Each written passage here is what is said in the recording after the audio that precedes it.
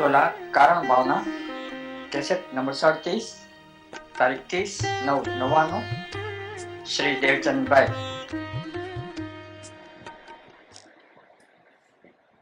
નમો અજંતાનંદ સુખાન નમો આયજ્ઞાન નમો વિદ્યાચાર્ય નમો લેલે સર્વસામ નમો સર્વસાહાય સ્વામી ભૂત્યા ચકાસ્ત ચિત સ્વભાવાય ભાવાય સર્વભાવન કરચ મંગલમ ભગવાન જીવ मंगलम गौतमोदम मंगलम कुंद कुंडालु जयं गौतमस्तु मंगल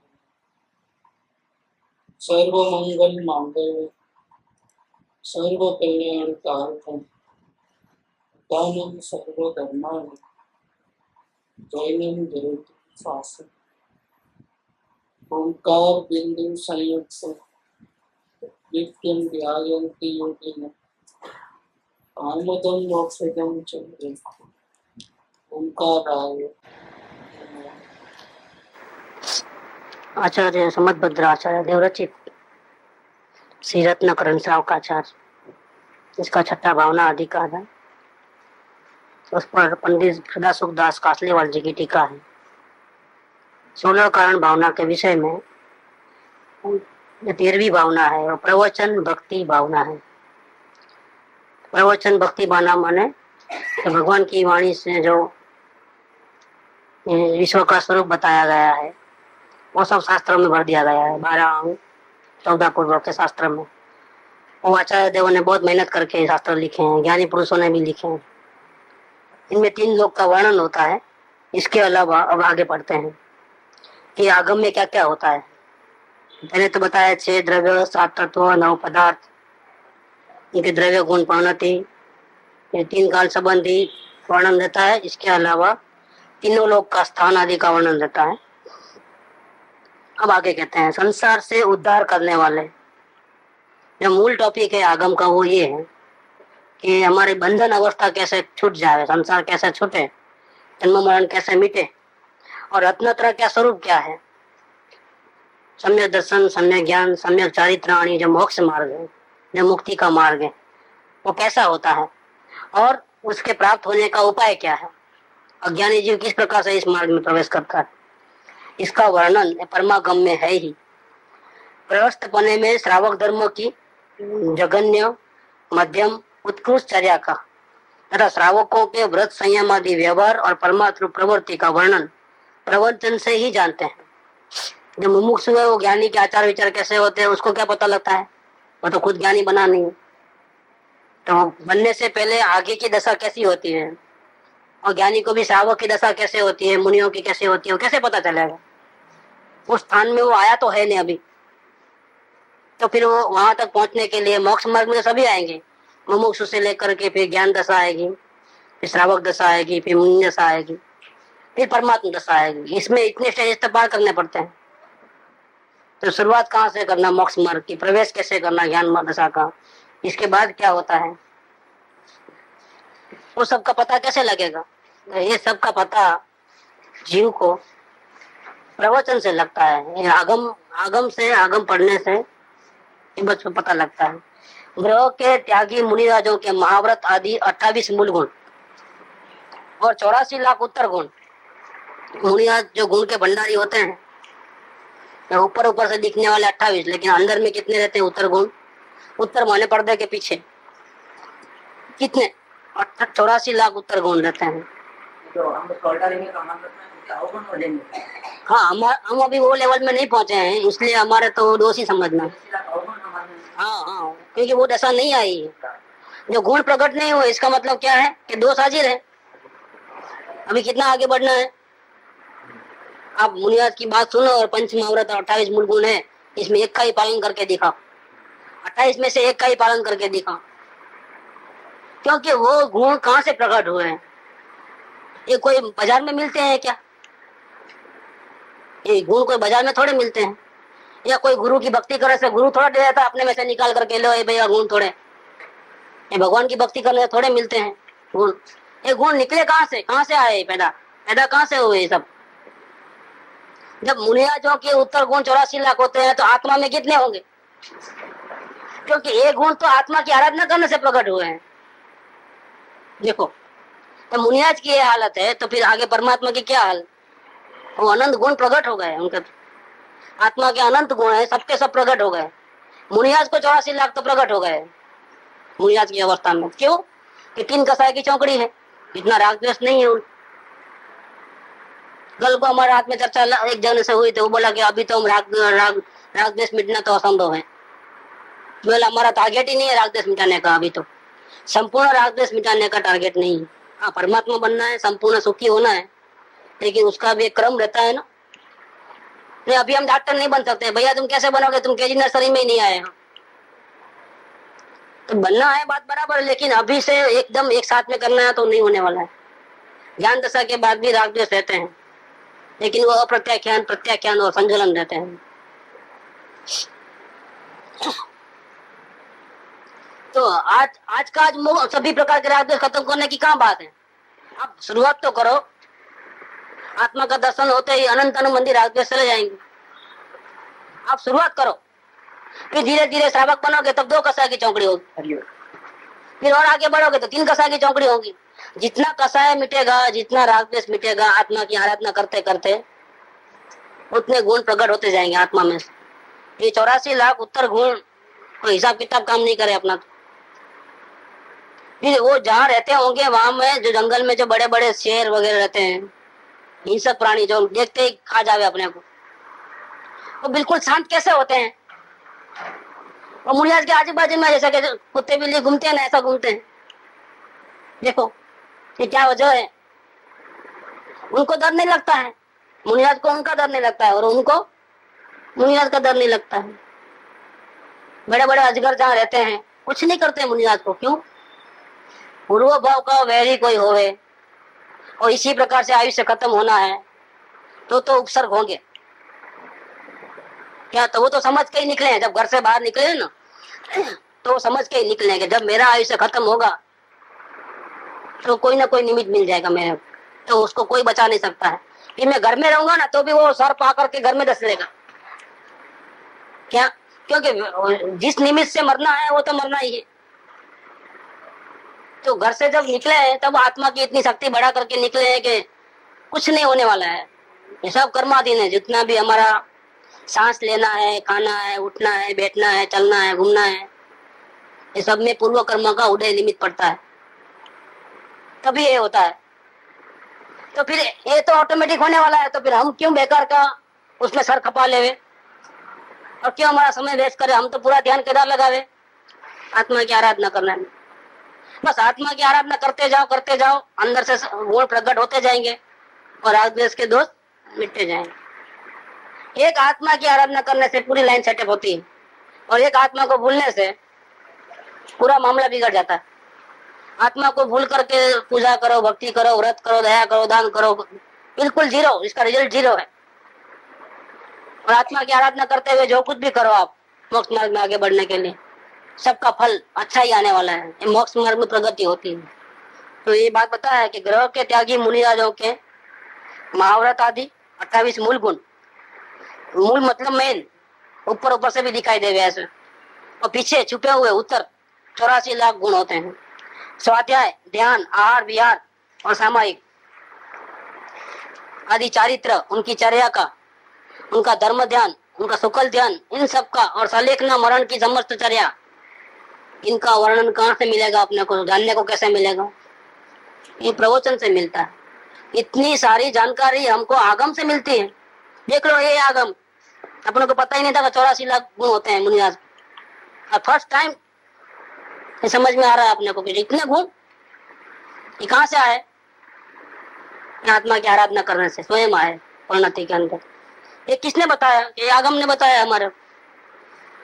तो आगम में और क्या क्या होता है कि 14 गुणस्थान का स्वरूप, पहला गुणस्थान, दूसरा, तीसरा, चौथा, पांचवा, ऐसा करके 14 गुणस्थान का स्वरूप, 14 जीव समास, 14 मार्गण, इनका वर्णन प्रवचन से ही जाना जाता है। जीवों के 199 लाख जो कुल होते हैं, वो कुल कितने होते हैं?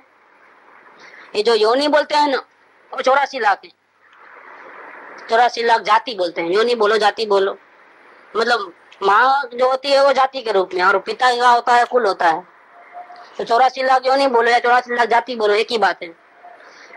तो लेकिन कुल कितने होते हैं? जो 84 लाख जाति है तो कुल कितने? 199 करोड़।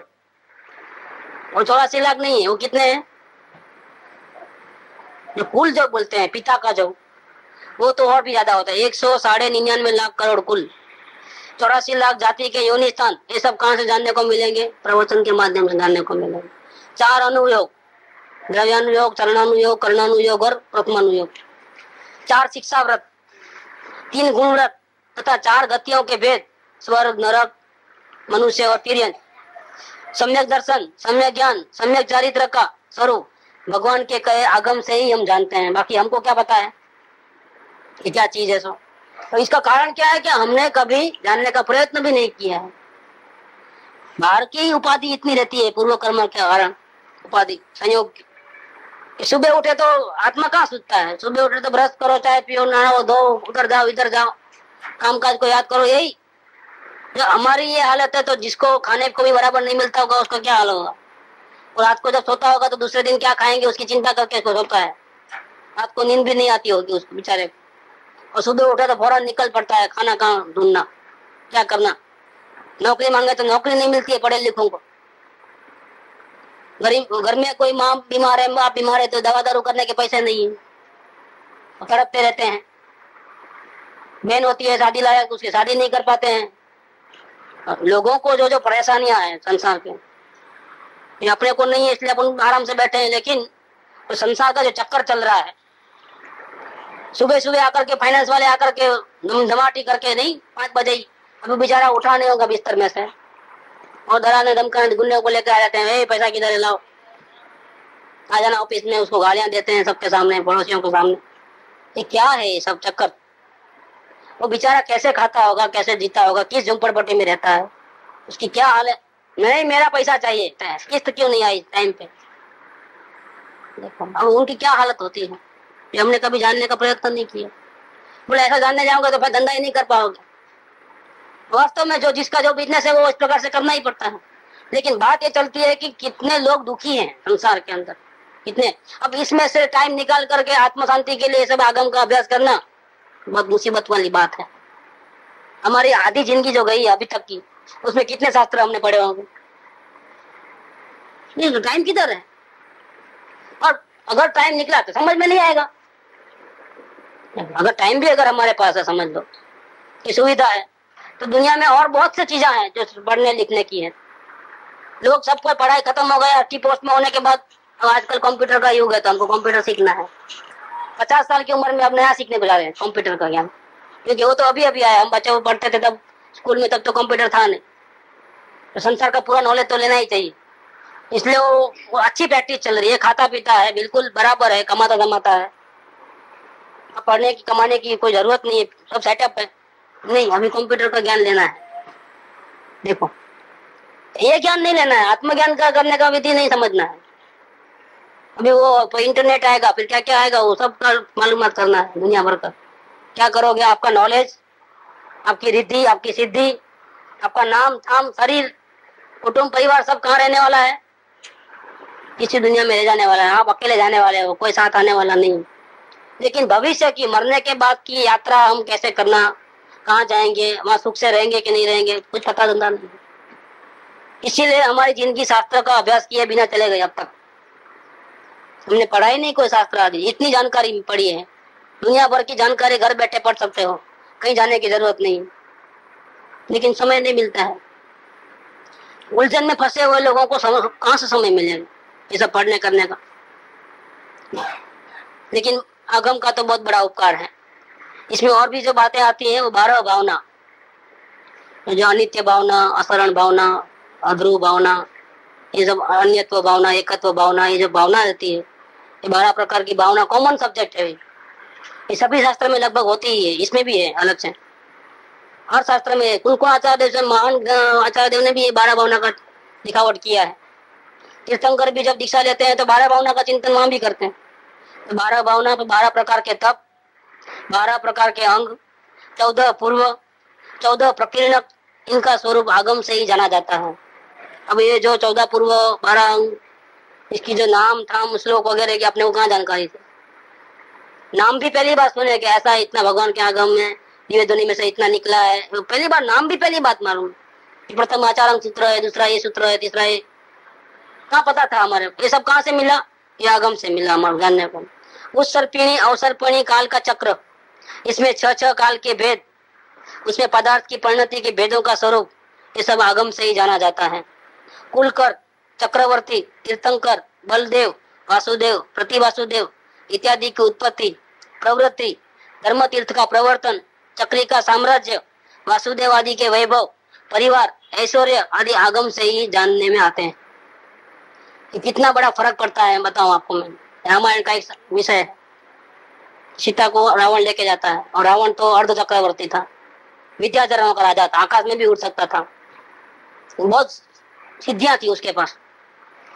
उस समय में इससे बलवान कोई और नहीं था, शक्ति में क्या हर प्रकार से क्या। अरे रामचंद्र जी तो मनुष्य थे, उनको तो आकाश में उड़ना भी नहीं आता, तो ताकत मनुष्य के पास नहीं होती। देखो क्या होता है कि वो सीता को लेके गए और लड़ाई का युद्ध समय आया, इसके पहले से ही जो उनका जो भाई था रावण का, तो उसको पूरा मालूम था रावण की कितनी शक्ति है, क्या है, कितनी सेना है, ये इनका रावण की लंका कैसी है कि कोई प्रवेश भी नहीं कर पाता है। ये सब उनके शक्ति का तो देखे तो कोई भी कहेगा रावण ही जीतने वाला है, इसका तो कोई चांस ही नहीं है। लेकिन विभीषण जो था वो शास्त्रों का ज्ञाता था, पढ़ा लिखा था, तो शास्त्रों में ऑलरेडी लिखा हुआ था कि ये युद्ध में रावण हारने वाला है। पहले से ही भगवान की वाणी में पहले से ही आ गया था, इतने टाइम तक इसका होगा और लड़ाई में ये मर जाएगा रावण। कौन मारेगा उसका नाम थाम सहित, कब, वो टाइम कौन सा, सब उसको मालूम टोटल। तो क्या हुआ कि असल में तो कोई शक्तिशाली का ही कोई भी साथ देगा, जो दुर्बल होगा उसको कोई साथ देता नहीं। लेकिन उसको पता चल गया तो उसने क्या किया, पहले से ही अपनी सेना लेकर के राम के पक्ष में चले गए। देखो ये आगम के ऊपर भरोसा रखने का क्या कारण है? ये आगम के ऊपर भरोसा रखने का एक ये पढ़ाई की थी तो उसको मालूम था कि भले शक्तिशाली है, लेकिन पाप का उड़े आता है ना, तो शक्तिशाली भी निर्बल बन जाता है। बस ये चक्कर किसका है? पाप और पुण्य का है। और भगवान की वाणी झूठी नहीं हो सकती। तो टाइम आने से, लड़ाई शुरू होने से पहले ही रामचंद्र जी की कैंप में चले गए, उनके तरफ से लड़ा रावण के सामने। क्या उसको नहीं मालूम था? मालूम था, लेकिन भगवान की वाणी में जैसा लिखा है उसमें कोई फर्क नहीं पड़ता है। ये केवल ज्ञान का धनी होते हैं, पूरे वर्ल्ड को देखते हैं एडवांस में, पूरा मालूम रहता है उनका कहा जो है वो मिथ्या जाता नहीं कभी भी, क्योंकि वो दिव्य ज्ञान से जाना हुआ चीज है। तो मतलब कहने का कि ये मालूम कहाँ से पड़ा? ये आगम से मालूम पड़ता है। ये सब इसे बच गए। इस प्रकार से जीवादि द्रव्यों का प्रभाव आगम से ही जानते हैं। आगम का भक्ति पूर्वक सेवन किए बिना मनुष्य जन्म में ही पशु के समान है। क्या कह दिया? बहुत बड़ी बात कह दी। क्या दिव्य ध्वनि का अभ्यास नहीं करते हो? भगवान की वाणी का, उसमें तत्व लिखा बताया गया है, उसका अगर आपको अभ्यास नहीं है, अगर आप वो आत्म कल्याण के रास्ते पे आगे नहीं बढ़ते हो, तो फिर आपका मनुष्य जीवन हो जानवर के समान है। क्योंकि जानवर भी शास्त्र नहीं पढ़ते हैं, उन्हें वो समझने की शक्ति इतनी नहीं है, और आपको समझने की शक्ति है, तो फिर भी मनुष्य होकर के भी आप इतना लाभ नहीं उठा पाते हो। तो आप कैसे हो? आपका जीवन हो, मनुष्य का जीवन नहीं। भले ही कहने मात्र को ये, बाकी क्या है, जानवर के जीवन में और आपके जीवन में कोई अंतर नहीं है। वो कृपालु तो और मजाक करते हैं, फिर वो तो बंदर को तो एक पूंछ होती है, तो जानवर का आपका हिसाब किताब लगाओगे तो आपको तो 4 ही, 2 हाथ 2 पैर है, उसको 2 हाथ 2 पैर और ऊपर से असल में मान तो वो हो गया आपसे। फिर जानवरों में भी आप नीचे हो और वो बंदर आगे है। आप कृपालु ऐसा बोलते हैं क्योंकि आप आत्म कल्याण, आपको शक्ति मिली है और आपका इसका दुरुपयोग करते हो। देखो शक्ति है तो शक्ति का परिणमन भी होता है। अगर हमारी शक्ति है, हमारे को मिली है, तो हम उसका कोई ना कोई परिणमन जरूर करेंगे। शक्ति खाली नहीं आती है कभी। अगर शक्ति को आत्म कल्याण के मार्ग में नहीं लगाते हो तो कहाँ लगेगी?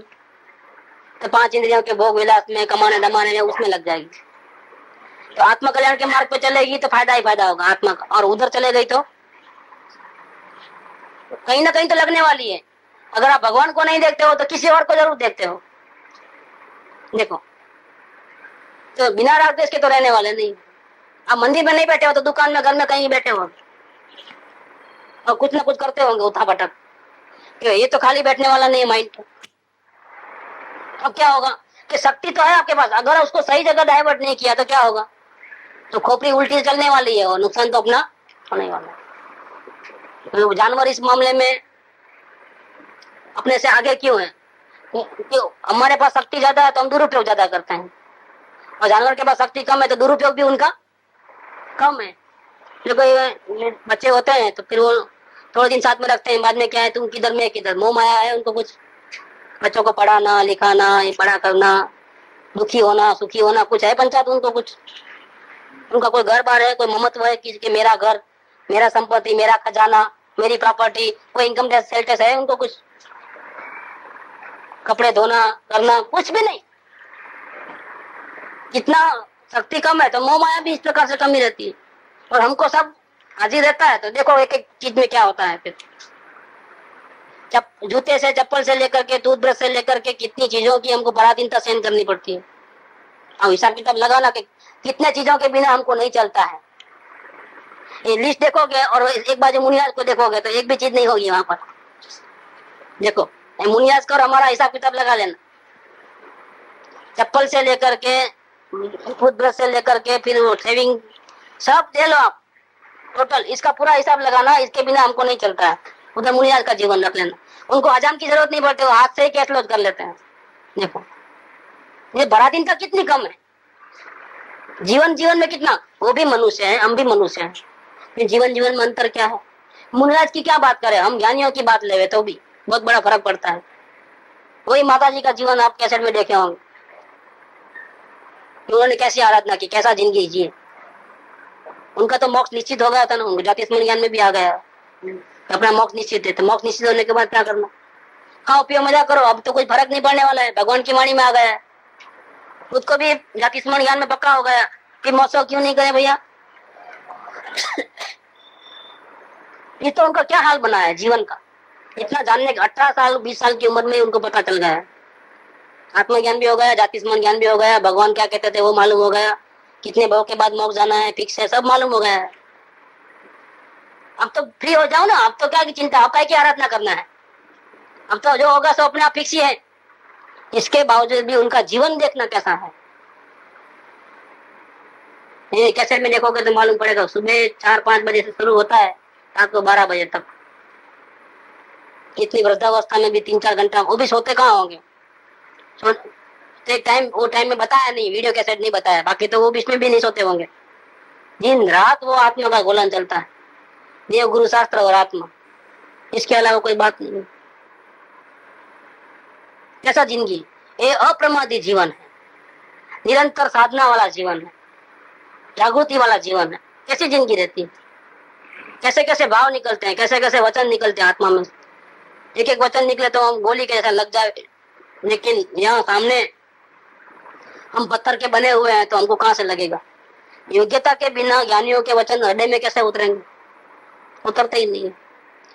तो आगम का भक्ति पूर्वक सेवन बिना, देखो आगे शब्द लगाया, सेवन नहीं, सिर्फ भक्ति पूर्वक सेवन, उनको उपकारी जान करके, ये हमारे आत्म कल्याण में निमित्त है, उनको रास्ता दिखाने वाले हैं। ऐसा बहुत उपकार पूर्वक भक्ति पूर्वक उनकी सेवन किए बिना ये मनुष्य जन्म में ही पशु के समान है। भगवान सर्वज्ञ वितराग देव ने समस्त लोक अलोक के अनंत अनंत द्रव्यों को भूत भविष्य वर्तमान कालवर्ती पर्यायों सहित एक समय में युगपत क्रम रहित हस्त की रेखा समान प्रत्यक्ष जाना है।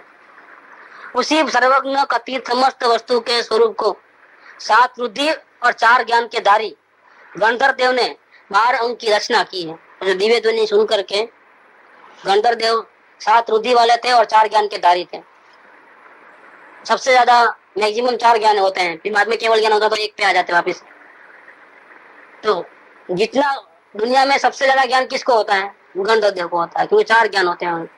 मति सुख तो हमको भी है, अभी अवधि ज्ञान और मन पर है, वो भी उनको रहता है। यहाँ ऐसा विशेष जानना कि जो देवादि देव है, परम पूज्य है, धर्म तीर्थ के प्रवर्तन करने वाले हैं, अनंत ज्ञान, अनंत दर्शन, अनंत वीर्य, अनंत सुख, ये ऐसी अंतरंग लक्ष्मी प्रकट हो गई है भगवान की। समोसरण आदि बाहर की लक्ष्मी है, उसे शोभायमान है। इंद्र आदि असंख्य देवों के समूह से वंदित है। स्वर्ग के इंद्र और असंख्य देव भी उनको वंदन नमस्कार करते हैं। 34 अति से है जो अपने आ गई हरियन भक्ति की बात में। 8 प्रत्यार्य है, ऐसे अनुपम वृद्धि सहित सुधा तृषा आदि 18 दोष रहित, समस्त जीवों के परम उपकारक, लोकालोक के अनंत अनंत द्रव्यों के गुण पर्यायों के क्रम रहित युगपद ज्ञान के धारक, अनंत शक्ति के धारक, संसार में डूबते हुए प्राणियों को हस्तावलंबन देने वाले। आप डूब रहे हो लेकिन उनका हाथ पकड़ लोगे, गिर जाओगे उनके शरण में जाने से। तो वो भगवान का ऐसा स्वरूप है। समस्त जीवों के दयालु, परमात्मा, परमेश्वर, परम ब्रह्म, परमेष्टि, स्वयंभू, शिव, अजर, अमर, अनंत आदि नामों से प्रसिद्ध, अशरण प्राणियों की परम शरण, अंतिम परम औदारिक शरीर में विराजमान, गंधर आदि मुनियों द्वारा जिनके चरण वंदनीक हैं, कंठ, तालु, ओष्ठ, जीवा आदि के हलन चलन रहित, उनकी वाणी निकलती है लेकिन ये सब हिलता नहीं है कुछ भी, एकदम पत्थर के तरह स्थिर रहता है। पूरी बॉडी में से आवाज आता है सब। उसमें शब्द तो वो ओम बोलते हैं और कुछ नहीं बोलते हैं, लेकिन एक शब्द में से जिसको जैसा सवाल होता है ऐसा उसकी भाषा में अंतर मिल जाता है। 700 भाषा एक साथ निकलती। वहाँ जितने भी लोग बैठे हैं, स्वर्ग नरक तेरियंत आदि जो भी है, टोटल मिला के 700 भाषा होती है। तो ओम ध्वनि में से 700 भाषा निकल जाए अपने आप। ये बात हलन चलन रहित, इच्छा बिना अनेक प्राणियों के पुण्य के प्रभाव से उत्पन्न, आर्य अनार्य सभी देशों के प्राणियों की समझ में आने वाली, समस्त पाप की घातक ऐसी दिव्य ध्वनि, उनके द्वारा भव्य जीवों के मोह रूपी अंधकार का नाश करने वाले, 64 चम्मर दोहराए जाते हुए, उनको 64 चम्मर डालते हैं ना, 3 छत्र, 8 प्रातिहार्य के धारक, रत्नमय सिंहासन के ऊपर 4 अंगुल अद्धर विराजमान भगवान, सकल पूज्य परम भट्टारक श्री वर्धमान देवादिदेव, उन्होंने मोक्ष मार्ग को प्रकाशित करने के लिए समस्त पदार्थों का स्वरूप साथी से दिव्य ध्वनि द्वारा प्रकट किया है। महावीर स्वामी की वाणी में ये सब बातें आई हैं। उसी समय अब इनकी पूरी हिस्ट्री निकालते हैं। इस पंचम काल के जो अंतिम तीर्थंकर हैं वो महावीर स्वामी कैसे थे, किस प्रकार के थे, और वो दिव्य ध्वनि जो है यहाँ से निकली है अभी जो है। अब उसी समय महावीर स्वामी भगवान के निकट निर्ग्रंथ ऋषिश्वरों द्वारा वंदनिक, 7 रुद्धियों से समृद्ध, 4 ज्ञान के वहां से निकली है अभी जो है। अब उसी समय महावीर स्वामी भगवान के निकट निर्ग्रंथ ऋषिश्वरों द्वारा वंदनिक, 7 रुद्धियों से समृद्ध, 4 ज्ञान के धारी श्री गौतम गंधर देव, इनके जो मेन शिष्य जो थे महावीर स्वामी के, वो गौतम गंधर, उन्होंने कोष्ठ बुद्धि आदि रुधियों के प्रभाव से भगवान के द्वारा कहे गए अर्थ को विस्मरण नहीं करते हुए, भगवान के द्वारा तो उपकार है ही है, लेकिन गंधर देव का हमारे पर उपकार है कि उन्होंने, गौतम गंधर ने 12 अंक की रचना की। और मंगलम भगवान वीरों के बाद दूसरा क्या है, मंगलम, वही दूसरा नंबर।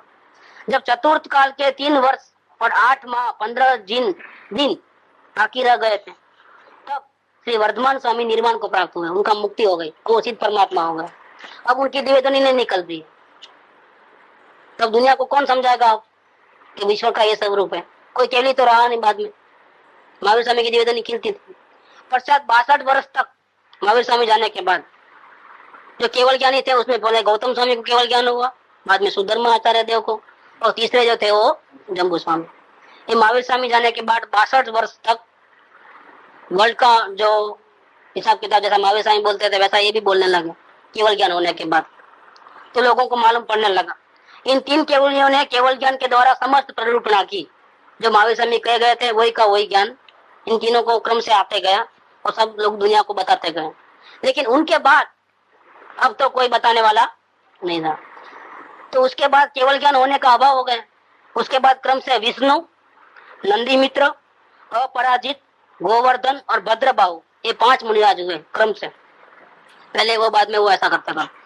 ये 5 मुनि द्वादशांग के धारक श्रुत केवली हुए। महावीर स्वामी के बाद ये 5 जो मुनिराज थे इन पांचों को 12 अंक का ज्ञान था, कंठस्थ।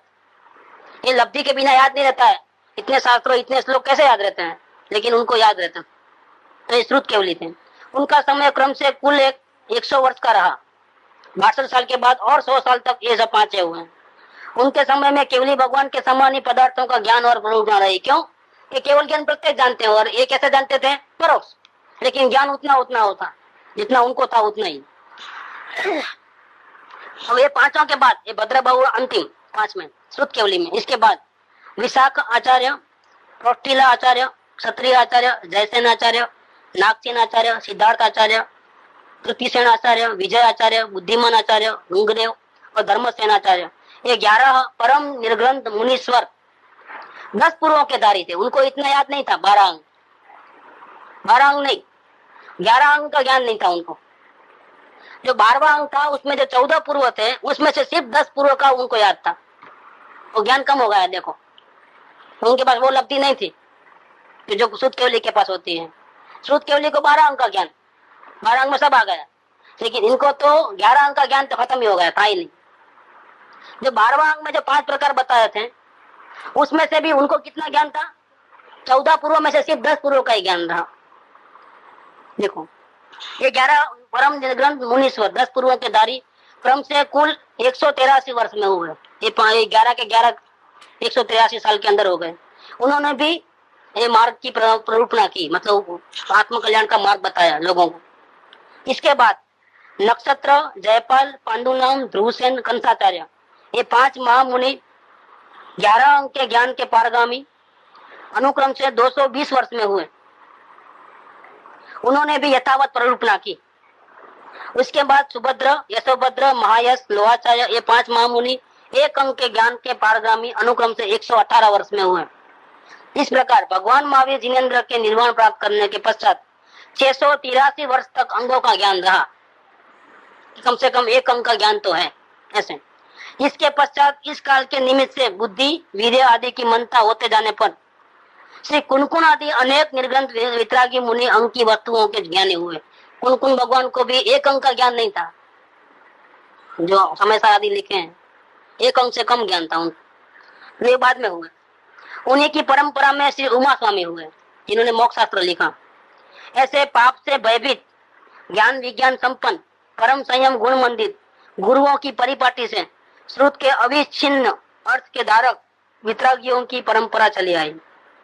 3rd नंबर में हम लोग कुनकुनाचार्य देव का नाम लेते हैं। मंगलम कुनकुनाचार्य। तो कुनकुनाचार्य में कुनकुन भगवान और इसके बाद के जितने भी आचार्य हैं, जैसे उमा स्वामी, नेमिचंद सिद्धांत चक्रवर्ती, ये सबका इसमें आ गया साथ में।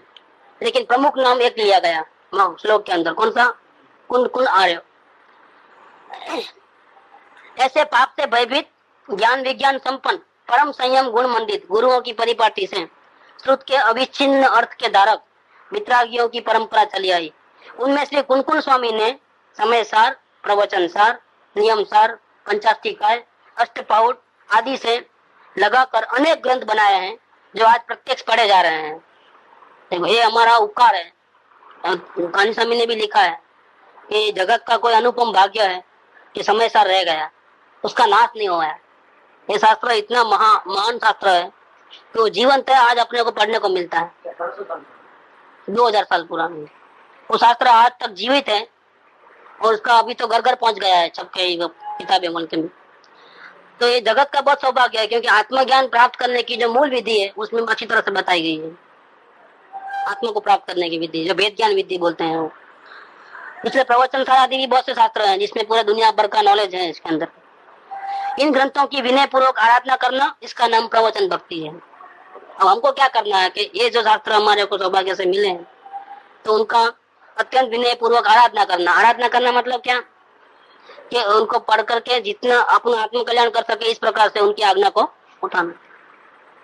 समय से पढ़ते हैं तो ऐसा समझना चाहिए कि हमको भगवान कुनकुनाचार्य देव हमारे घर में पधारे हैं और एक एक श्लोक, एक एक गाथा हमको समझा रहे हैं। ऐसा समझ करके उसको ग्रहण करना और अपने हृदय में बिठाना। और जैसा कि भगवान कुनकुनाचार्य देव आकर के स्वयं आज्ञा दे रहे हैं अपने को, इसी प्रकार से उनकी आज्ञा उठाना, इसका नाम है आराधना करना। ये प्रवचन भक्ति है। देखो, ये आराधना करना प्रवचन भक्ति है। फल क्या मिलेगा? आप भक्ति करोगे तो फल मिलता है, भक्ति करते हो तो भगवान प्रसन्न होते हैं, और भगवान प्रसन्न होते हो तो क्या करते हैं, आपकी मनोकामना पूरी करते हैं। ठीक, तो आपकी मनोकामना क्या है, परमात्मा बनने की, परम शांति की। और अगर आप भक्ति करोगे इस प्रकार से, उनकी आज्ञा उठाओगे, तो आप भगवान आत्मा को देखोगे तो क्या होगा, भगवान प्रसन्न हो जाएगा। ये अपना अंदर का आत्मा जब देवादी देव हो प्रसन्न हो जाएगा तो क्या होगा, वेदन आएगा अति आनंद का। वो वेदन एक दफे चख लोगे तो सारी दुनिया के सुखों को भूल जाओगे। देखो ये सारी दुनिया फीकी फीकी है, आप नाम इज्जत कुटुंब परिवार ये सब पराये हैं। फिर वो है तो ठीक, नहीं है तो ठीक, वो अनुकूल है तो भी ठीक, प्रतिकूल है तो भी ठीक, हम तो हमारे काम में लगे रहते हैं। अगर सारी दुनिया इस प्रकार से प्रतिकूल हो जाए और हमारा होता ही नहीं है कुछ आना बाना, हमारी इच्छा अनुकूल बाहर से, लेकिन आत्मा मिल गया तो क्या तकलीफ है बताइए। जिसके साथ भगवान है उसको क्या तकलीफ है। तो ये दशा हो जाती है, जिसने आत्मा का अनुभव कर लिया उसकी दशा ये हो जाती है।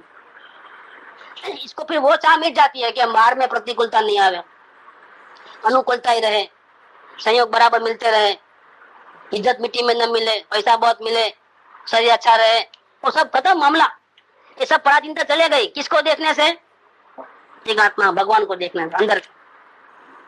तो आगम की भक्ति की, प्रवचन आगम की भक्ति की, आचार्य देवों की वाणी की भक्ति की, मित्रा की गुरुओं की भक्ति की हमने, और उनकी बात मानी और हमने आत्मा में दृष्टि लगाई, तो क्या हुआ, ये हमारा देवादिदेव जो प्रसन्न नहीं था हमारे ऊपर, वो प्रसन्न हो गया, ये आत्मा प्रसन्न हो गई। तो क्या मिला कि जगत में जो सुख कहीं नहीं मिले वो सुख यहाँ से मिलने लगा अंदर से ही।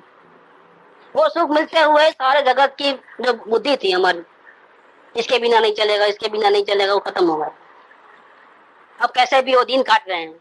अब क्या कर रहे हैं हम, अब जो संयोग वियोग हो रहे हैं वो नाटक बस देख रहे हैं, हमारे दिन काट रहे हैं, क्योंकि आयुष्य कर्म तो पहले से बंधा हुआ है, जितनी सांस लेनी है वो तो लेनी ही है, जो संयोग वियोग होंगे वो तो होने ही है, पाप और पुण्य के जो चक्कर आने वाले वो आने ही वाले हैं, उसमें कुछ करने का क्या रहता है। समझो बहुत कुछ बिगड़ गया, चारों ओर से बिगड़ गया, सब कुछ बिगड़ गया, अकेले रह गए, भूखे प्यासे रह गए, निर्धन रह गए, वस्त्र भी नहीं मिले ऐसे रह गए, लेकिन भगवान आत्मा मिल गया ना, क्या होगा उसका, कुछ भी नहीं होगा, परम शांति मिलते रहेगी, उसको कोई तकलीफ नहीं है किसी की। देखो तो संयोगों की चाह खत्म हो गई, जिसके साथ भगवान हो गए, मिल गए, भगवान प्रसन्न हो गए, उसको क्या होने वाला है, उसको कुछ होता नहीं। तो फिर वो बोल सकता है ऐसा भगत, भाई देखो हमारे तकलीफ है, अगर आपको हेल्प नहीं करना है भगवान को तो लाज किसकी जाने वाली है। अगर सच्चे भक्त को परीक्षा लेते हैं, उसको तकलीफ में डालते हैं और भगवान उसकी हेल्प नहीं करते हैं तो लाज किसकी जाती है, भक्त की जाती है कि भगवान की जाती है, भगवान की। हमारे को क्या करना, आप तो जैसा रखेंगे ऐसा हम रह जाएंगे, आप गरीब रखोगे तो गरीब हो, धनवान रखोगे तो धनवान। हमारा कुछ है ही नहीं ना, अब किसका है, सब जिम्मेदारी किसकी है। नाम डूबा तो भगवान का डूबा, किसका, अपना नहीं डूबा है, किसका, भक्त का नहीं डूबता है, किसका डूबता है, भगवान को। हमारा कुछ भी नहीं बिगड़ा, तकलीफ आई तो किसको आई, हमको नहीं आई है, हम तो अलग है, हमको आ नहीं सकती है, क्योंकि हम आपके शरण में है। किसके शरण में है, ये भगवान के शरण में है। अब हमारा तारना, जीना, मरना, उद्धार करना, दुखी करना, सुखी करना तो किसके हाथ में है, ये भगवान के हाथ में है।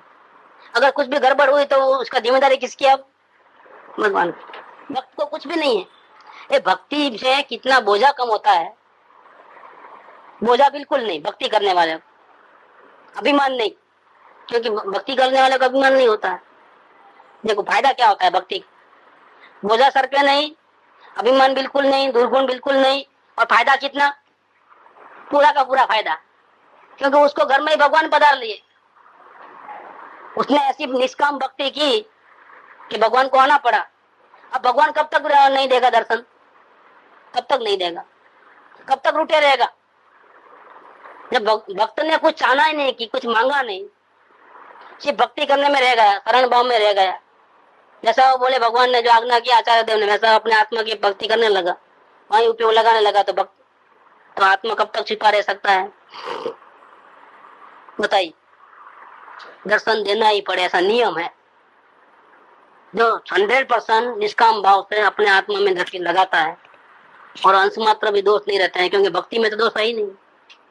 एकदम टोटल शरण भाव में आकर के उसके पीछे ही लग गया कि तुम दर्शन दो नहीं तो तुम्हारी मर्जी, हम तो तुमको ही देखेंगे।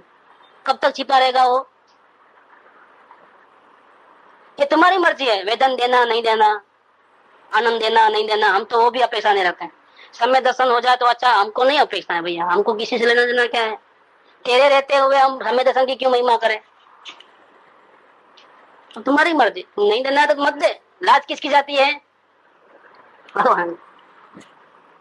बस इतना बेफिक्र और निष्काम होकर के अगर ये आत्मा जिस प्रकार से आचार्य देव ने आगम ने कहा, इस प्रकार से अगर अपने आत्मा की आराधना करे और इस प्रकार से आराधना करे, इसका नाम प्रवचन भक्ति है और इसका फल क्या है?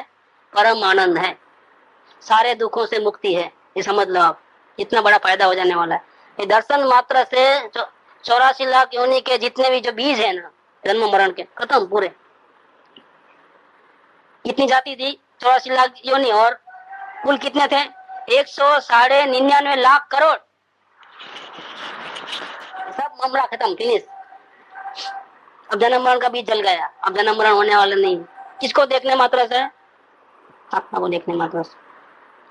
तो ये बात बताई कि इनकी विनय पूर्वक आराधना करना इन ग्रंथों का, इसका नाम है प्रवचन भक्ति।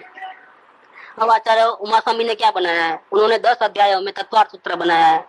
ये सभी जैनों को मान्य है, दिगंबर, श्वेतांबर, तानाकाशी, सभी को। अपने घर में भी है वो मोक्ष शास्त्र जो है। उस तत्वार्थ सूत्र के ऊपर से पूज्यपाद स्वामी ने सर्वार्थ सिद्धि नाम की टीका बनाई है। तत्वार्थ सूत्र पर ही अकलंक देव ने 16,000 श्लोक में राजवार्तिक टीका बनाई है। ये सब शास्त्र मौजूद है। और विद्यानंदी स्वामी ने 20,000 श्लोकों में श्लोक वार्तिक नाम की टीका बनाई तथा श्री सम्मतभद्र स्वामी जो इसके रचयिता है, उन्होंने 84,000 श्लोकों में गंधहस्ती महाभाष्य नाम की बड़ी टीका बनाई थी, जो आज इस समय में उपलब्ध नहीं है। उनकी बनाई हुई 84,000 श्लोक वाली वो किताब नहीं मिल रही है अभी। गंधहस्ती महाभाष्य के प्रारंभ में मंगलाचरण पर श्री सम्मतभद्र आचार्य देव ने 115 श्लोकों में देवागम स्तोत्र बनाया था। उसको आप्तमीमांसा भी कहते हैं। श्री अकलंक देव ने देवागम स्तोत्र पर 800 श्लोकों में अष्टसती नाम की टीका बनाई है। उसी देवागम अष्टसती पर श्री विद्यानंद जी ने 800 श्लोकों में अष्टसहस्त्री नाम की टीका बनाई है, जिसमें 16,000 टिप्पणियां। श्री विद्यानंदी स्वामी ने आप्त की परीक्षा रूप 3,000 श्लोकों में आप्त परीक्षा नाम का ग्रंथ बनाया है। श्री माणिक्यानंदी आचार्य ने परीक्षा मुख ग्रंथ बनाया है। परीक्षा मुख की बड़ी टीका भी श्री प्रभाचंद्र आचार्य ने 12,000 श्लोकों में प्रमेय कमल मार्तन नाम से बनाई। ये सब शास्त्रों के नाम है। इसमें से बहुत सारे शास्त्र अभी भी विद्यमान है। उसी की छोटी टीका श्री अनंत वीर्य आचार्य देव ने प्रमेय चंद्रिका नाम से बनाई है। श्री अकलंक देव आचार्य ने लघुत्रयी नाम का ग्रंथ बनाया है। उस पर श्री प्रभाचंद्र आचार्य ने 16,000 श्लोकों में न्याय कुमुद चंद्रोदय नाम का ग्रंथ बनाया है, तथा और भी न्याय के कई ग्रंथ, प्रमाण परीक्षा, प्रमाण निर्णय, प्रमाण मीमांसा, बालव बोधिनी, न्याय दीपिका इत्यादि जैन धर्म के स्तंभ, प्रमाण से द्रव्यों के निर्णय कराने वाले, अनेकांश से भरे हुए द्रव्यानुयोग से ग्रंथ जैवन प्रवर्तन है। ये जो न्याय के जो शास्त्र है, उसके अंदर दुनिया भर के जितने भी धर्म गुरु ला लो आप, बड़े बड़े आचार्य, उनके सारे शास्त्र रख दो उनके सामने, एक एक का जवाब दिया गया है कि वहाँ उनकी कहाँ गलती है और जैन धर्म के हिसाब से वो कैसे फीके पड़ गए हैं। दुनिया भर के जितने भी धर्म है, जितने भी मान्यता है, सबका खंडन किया गया है। और वो भी कैसे कि हमको समझ में आवे। जैसे एक जज को बिठा दिया है, एक चोर है और एक वो लड़ने वाला है, चोरी का आरोप डालने वाला, और उसमें वाद विवाद चलता है। तो चोर चोर है ऐसा नहीं, उसको पूरा साबित करके बताया कि किस प्रकार से चोर है, रंगे हाथ। इस प्रकार से जो वाद विवाद करके न्याय पूर्वक सामान्य आदमी की बुद्धि में भी आ गया कि नहीं ये बात गलत है, इनकी बात सही है, वितराग धर्म सही है और इनमें गड़बड़ आता है, बिल्कुल स्पष्ट समझ में आवे। इस प्रकार से इन शास्त्रों के अंदर जैन धर्म की प्रभावना की गई है। जैन धर्म के अलावा दूसरे जो भी धर्म है वो जैन धर्म की बराबरी के नहीं है, ये बात साबित की गई है इसके अंदर। कर्णन योग के घूमट सार, लब्धि सार, सपना सार, त्रिलोक सार आदि अनेक ग्रंथ हैं। चरणों योग में मूलाचार, आचार सार, रत्नकरण श्रावकाचार जो भी अपन पढ़ रहे हैं वो चरणों के शास्त्र है। भगवती आराधना, स्वामी कार्तिकेय अनुप्रेक्षा, आत्मानुशासन, पद्मरंदी पंचविष्टि, पुरुषार्थ सिद्धि उपाय और ज्ञानारणव, इसमें अपने पास सभी शास्त्र है, एक दो शास्त्र नहीं है, मूलाचार आचार सा, बाकी सब अपने पास है यहाँ पर, रत्नकरण सावकाचार सहित। जिनेन्द्र व्याकरण अनेकांश से भरा हुआ है। प्रथमान योग के श्री जिनसेन आचार्य कृत आदि पुराण, श्री गुणभद्र आचार्य कृत उत्तर पुराण इत्यादि जिनेन्द्र के परमागम के अनुसार उपदेशी ग्रंथ तथा पुराण चरित्र आचार के निरूपक अनेक ग्रंथ हैं। उनको बड़ी भक्ति से पठन करना, श्रवण करना, उस पर व्याख्यान करना, उसकी वंदना करना, उनको लिखना, अगर उसमें कहीं छपाई की मिस्टेक हो, गलती हो शब्दों की, तो उसको सुधारना, ये सब प्रवचन भक्ति है। मेरा शास्त्र के अभ्यास में जो दिन जाता है वो धन्य। अब अपनी बात करते हैं। कौन? सदा सुखदास कासलीवाल जी। वो कहते हैं कि मेरा पूरा दिन शास्त्रों के अभ्यास में जाता है। मेरा शास्त्र के अभ्यास में जो दिन जाता है वो धन्य है। परमागम के अभ्यास बिना हमारा जो समय जाता है वो वृथा है। जिस समय में हम शास्त्र नहीं पढ़ते हैं और जो टाइम जाता है वो तो वेस्ट हो रहा है, बिल्कुल हमारे काम का नहीं है, आत्म कल्याण में बिल्कुल उपयोगी नहीं है। स्वाध्याय के बिना सुख ध्यान नहीं होता है। शास्त्र के अभ्यास के बिना पाप से नहीं छूटते हैं, कसायों की मनता नहीं होती है। शास्त्र के सेवन के बिना संसार, शरीर और भोगों से वैराग्य उत्पन्न नहीं होता है। समस्त व्यवहार की उज्जवलता व परमार्थ का विचार आगम के सेवन से ही होता है। श्रुत के सेवन से जगत में मान्यता, उच्चता, उज्जवल यश, आदर, सत्कार प्राप्त होता है। देखो, श्रुत के सेवन से ये भी एक एक्स्ट्रा लाभ है जो हम चाहते नहीं है, लेकिन वो ऑटोमेटिक मिलते हैं। भाई इनके यहाँ तो रोज सत्संग होता है। देखो, तो ये अपने लिए लोगों की नजर अपने प्रति कैसे रहती है, ऑटोमेटिक है। तो ये एक्स्ट्रा लाभ है जिसके लिए हम नहीं आते हैं यहाँ पर। हम किसके लिए आते हैं? आत्म कल्याण के लिए। लेकिन वो करते करते लोगों की नजर में इस प्रकार के हो जाते हैं हम कि कोई भी हमारी बात का विरोध नहीं करता है। हम अगर कोई बात कह देते हैं तो लोग बोलते हैं नहीं सही बोलता है, मतलब ब्लाइंड फेथ कर सकते हैं। तो उनको मालूम है कि हम रोज सत्संग की आराधना करते हैं। इसका गलत इस्तेमाल करने का नहीं है, लेकिन ऑटोमेटिकली ऐसा हो गया है कि लोगों को मालूम पड़ता है कि ये तो रोज सत्संग करने वाले, ये बुरे हो ही नहीं सकते हैं। और एक केस थोड़े दिन पहले, एक साल दो साल पहले निकला था ऐसा, गलती से उसको पकड़ के लेके गए थे कुछ लोग। और हमारे मंदिर के दो जनों ने देख लिया कि पुलिस के साथ कैसे जा रहा है, कैसे पकड़ लिया और गलती से पकड़ा गया था। और फिर वो देखा ध्यान से तो पैर में चप्पल भी नहीं था, ऐसा ही लेके जाए नंगे पाँव। तो वो जा रहे थे अपना सब काम छोड़ करके, वही कार में वो पीछे पीछे आए, उसको पूछा, इसके साथ वहां गए स्टेशन पे और बोला कि ये तो इनका लड़का है, ये ऐसा गलती कर नहीं सकता है, हम जिम्मेदार है करके। तो और भी बहुत लोग आ गए फोन करने से, कुछ नहीं हुआ, इसको कुछ भी नहीं हुआ। देखो अभी ये कैसा होता है, ये किसका प्रभाव है? ये स्वाध्याय का प्रभाव। रोज अपन स्वाध्याय करते हैं तो ऐसा कोई भी प्रॉब्लम आता है, समझो अभी पूर्व पाप कर्म कूड़े से आते हैं, गलत आरोप भी लग जाते हैं कभी कभी, कुछ नहीं होता है। ये सब किसकी महिमा है? ये सत्संग की महिमा है। ये तो रियल फैक्ट बना है दृष्टांत। जो पतंगों के दिन थे तब की बात है, दो चार साल हो गए ना, कितने साल हो गए, 6 साल हो गए। तो इतना प्रभाव पड़ता है इस बात का। तो ये कहते हैं इधर कि श्रुत के सेवन से क्या होता है? जगत में मान्यता प्राप्त होती है, उच्चता, उज्जवल यश, आदर, सत्कार प्राप्त होता है। सम्यक ज्ञान ही परम बांधव है। सम्यक ज्ञान ही उत्कृष्ट धन है, क्योंकि इसको तो कोई चुरा नहीं सकेगा ना। हमारे पास जो नॉलेज होगा, आत्मा का हित करने का जो नॉलेज हमारे पास होगा, उसको कौन चुरा लेगा? तिजोरी में समझे लाख रुपए होंगे तो कोई भी चुरा भी सकता है, ठीक है। लेकिन इसको क्या आग लगेगी तो वो जल जाएगा, ये जल जाएगा? ज्ञान नहीं जलता है। इसको आग से भी खतरा नहीं है, किसी से भी खतरा नहीं। पानी में डुबा दोगे तो नोट तो पूरी पिघल जाएगी, खत्म हो जाएगी। इसको डुबा दो तो क्या होने वाला है? ज्ञान इंटैक्ट रहने वाला है, कुछ होने वाला नहीं है। ये बिगने वाला ज्ञान नहीं है, जलने वाला ज्ञान नहीं है, कोई चुरा सकता नहीं है। तो सम्यक ज्ञान ही परम बांधव है। बांधव क्यों है? कि जो बंधु होता है वो हमारे सुख दुख में काम आता है। अगर हमारे बुरे दिन होते हैं तो हमारा भैया होता है, वो क्या करता है? हमको दुखी नहीं देख पाता है, तो हमारे हर प्रकार से सहायता करने की कोशिश करता है। कोई ऐसे दुखा पड़े तो धीरज के 2 शब्द बोलता है, हमारे साथ में रहता है। हम खाना नहीं खाते हैं तो प्यार से खाना खिलाता है। मतलब बांधव एक दूसरे का प्रेम रहता है ना, ये सम्यक ज्ञान परम बांधव है। हमको जब दुख की घड़ी आती है हमारे ऊपर, तब इनके वचन को याद कर लो। सिर्फ जो हमने ज्ञान हासिल किया उसको सिर्फ याद करो, अपना दुख गायब। देखो ये परम बांधव है, उत्कृष्ट धन है, परम मित्र है। मित्र इसलिए है परम मित्र कि हमारी गलती बता देता है। ये ज्ञान क्या करता है, जो हमारा मित्र होगा वो हमारे को सही रास्ते पे ले जाएगा, और हमको झूठे रास्ते पे जाते हैं तो क्या बोलेगा, भैया ये तुम गलत करते हो, ऐसा मत करो, वापिस आओ, इससे तुम्हारा नुकसान होगा। तो हमारे पास जो सम्यक ज्ञान होता है वो हमारा परम मित्र है। क्यों? कि वो हमारे को गलती बताता है, गलती के रास्ते पे जाने से रोकता है, सही रास्ते पे ले जाता है। तो ये सम्यक ज्ञान ही परम बांधव है, परम उत्कृष्ट धन है, परम मित्र है।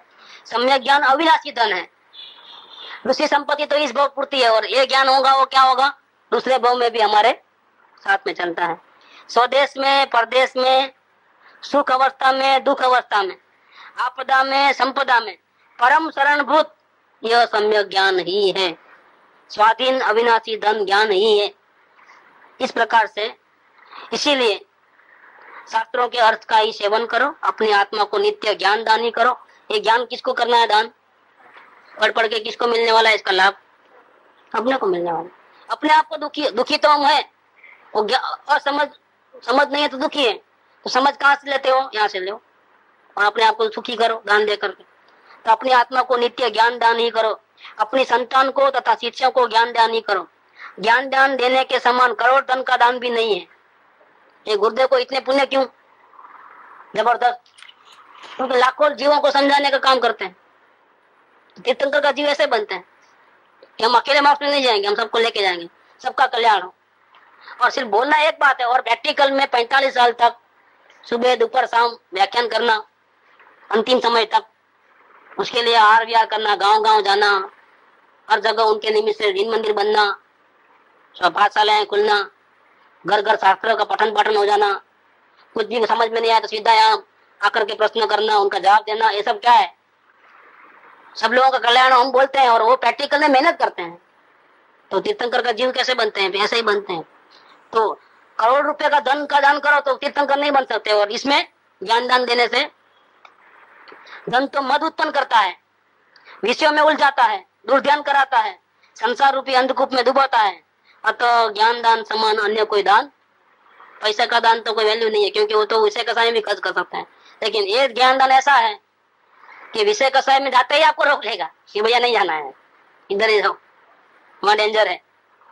देखो वो पैसा तो हम शास्त्र भी खरीद सकते हैं, और भी कुछ गलत काम भी कर सकते हैं पैसों से, लेकिन ये ज्ञान दान से तो हम गलत काम कभी कर सकते ही नहीं। इतना ब्रेक लग जाता है।